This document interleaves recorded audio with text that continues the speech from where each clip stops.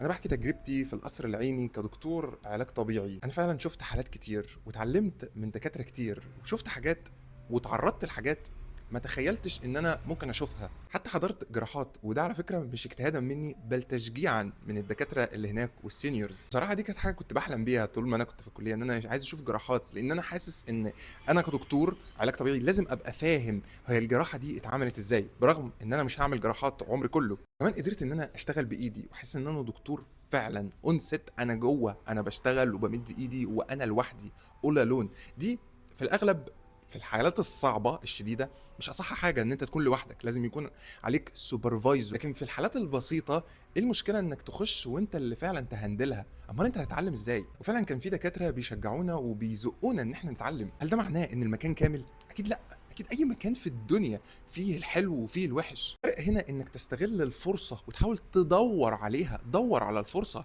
على فكره ده حتى في الكومنتس الناس قالوا لك في اقسام حلوه واقسام وحشه، روح للاقسام الحلوه اللي هتعلمك. طبعا انتوا ليه محسسيني ان الدكتور لازم ياخد المعلومه او يتعلم بالمعلقه؟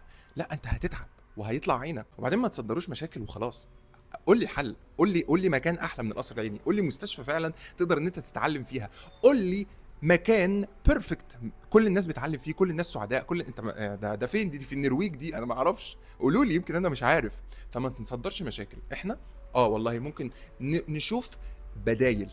لا ده مش القصر العيني، ده المكان الفلاني احسن. لكن انا حاسس ان انتوا بتطلعوا الترومات اللي انتوا خدتوها في القصر العيني عليا. انا مالي؟ انا اقسم بالله انا مش القصر يعني حتى ما بيقبضنيش، انا كنت خاص فما بقبضش اصلا. ناس كتير بتصدر لك التجارب السلبيه عشان هم بيحبوا ان هم يتكلموا عن معاناتهم، ده بيخلي الصوره سودة زياده عن اللزوم. ولكن خد بالك في نفس المكان هتلاقي حد اتعلم جدا، اتعلم واستفاد زياده عن اللزوم، وواحد ما استفادش اي حاجه. هل الفرق فعلا كان في المكان ولا في الشخص نفسه؟